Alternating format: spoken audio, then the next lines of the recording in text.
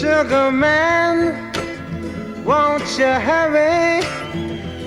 'Cause I'm tired of these scenes. For a blue coin, won't you bring back all those colors to my dreams? Silver magic ships you carry, jumpers, Coke, sweet Mary Jane. Sugar man, met a false friend on a lonely, dusty road.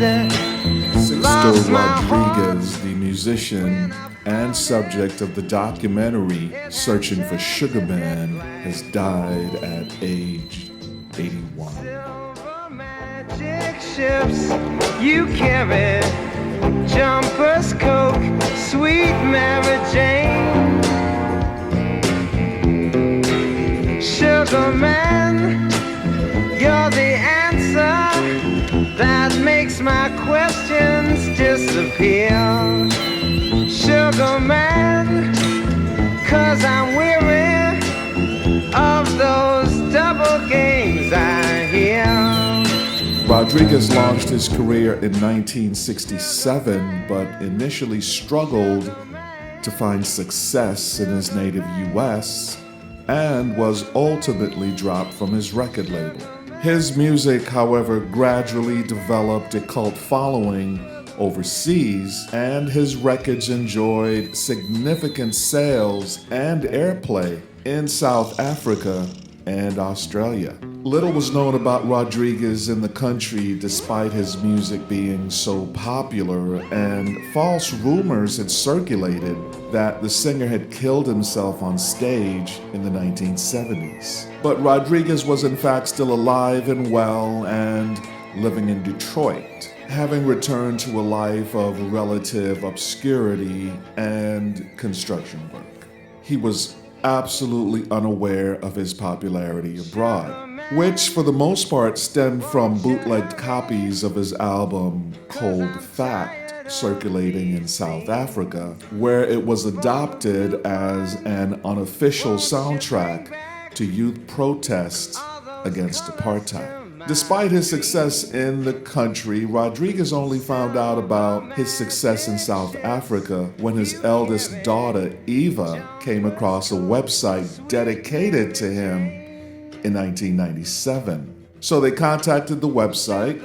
Rodriguez went on his first South African tour in the late 1990s. He was playing sold-out shows in the country's biggest arenas to thousands of fans, and went on to perform a string of shows in Australia.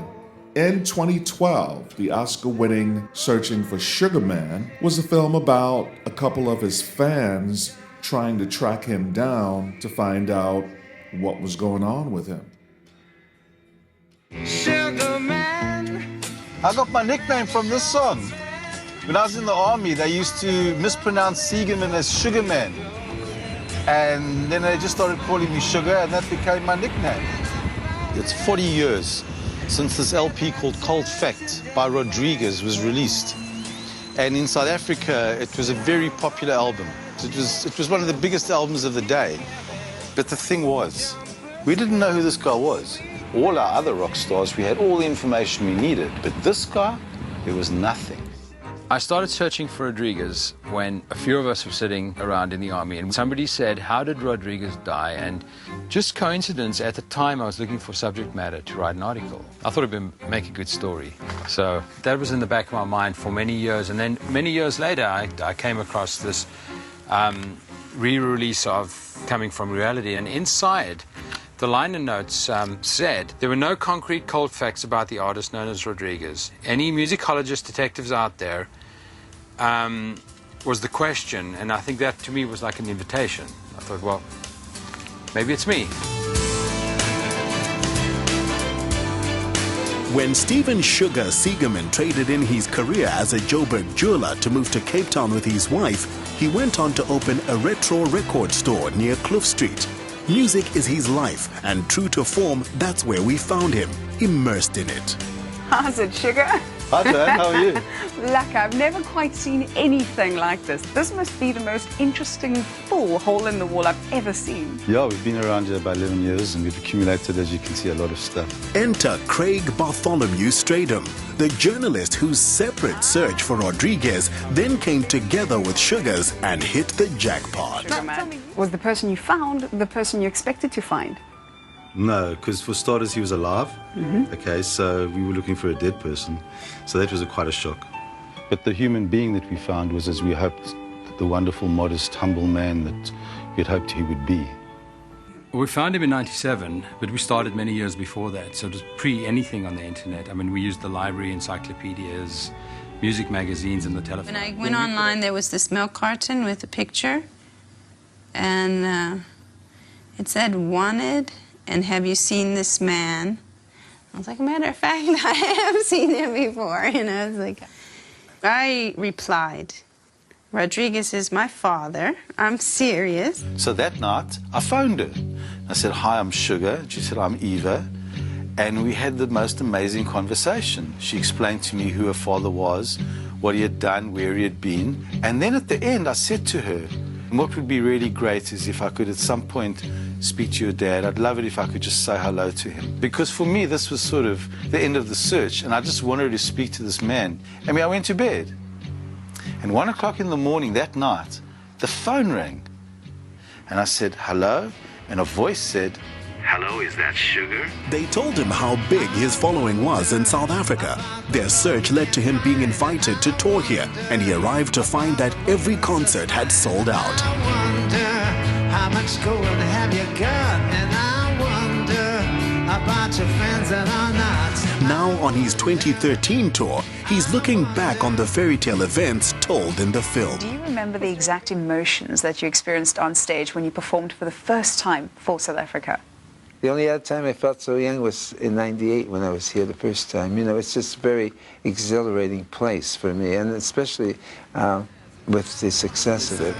If you look back at your career, do you think that if you'd achieved fame in this day and age, that you would have been a different person? I don't think we can tell the future, but all of a sudden I find myself in Cape Town and looking out the window, and there's the seals on the dock, and there's the ships coming in, and so I never dreamed I'd be in that position. Born in Trouble City, in rock and roll USA. Are you angry at the people who kept the money from your music sales, the revenue, for so many years? Hate and that kind of emotion is, it's too powerful an emotion to waste on someone you don't like, No, but I think that issue about the back royalties or whatever is not resolved yet, but it will be. But that's not really my focus, you see. The most important thing is what's happening now. That's how I focus. 17 years ago, when you started this journey, if you had to tell yourself back then that your story would be made into a movie and then would actually be up for an Oscar, what would you tell yourself? We could not have possibly imagined. We really just went to find out how this music icon of ours died. So to find him and then have this whole journey landing up with a movie was just way beyond what we could ever have imagined.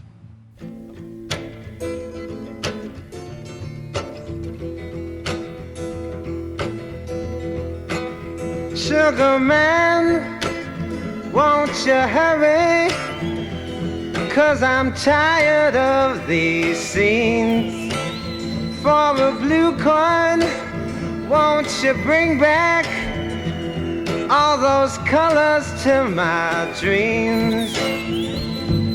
Silver magic ships you carry, jumpers, Coke, sweet Mary Jane. Sugar man, met a false friend on a lonely, dusty road. Lost my heart when I found it. It had turned to dead black coal. Silver magic ships you carry, jumpers, Coke, sweet Mary Jane.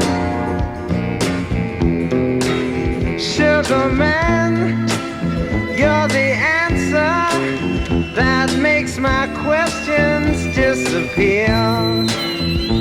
Sugar man, 'cause I'm weary of those double games I hear. Sugar man, sugar man, sugar man, sugar man, sugar man, sugar man, sugar man.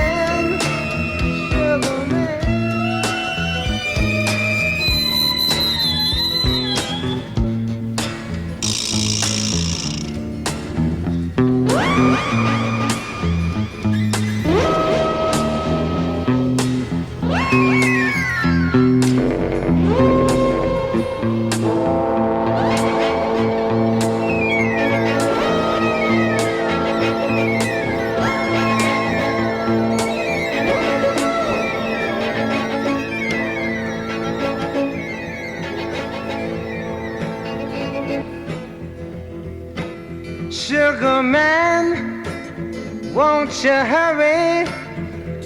'Cause I'm tired of these scenes. For a blue coin, won't you bring back all those colors to my dreams? Silver magic ships you carry, jumpers, Coke, sweet Mary Jane. Sugar man, met a false friend on a lonely, dusty road. Lost my heart when I found it. It had turned to dead black coal.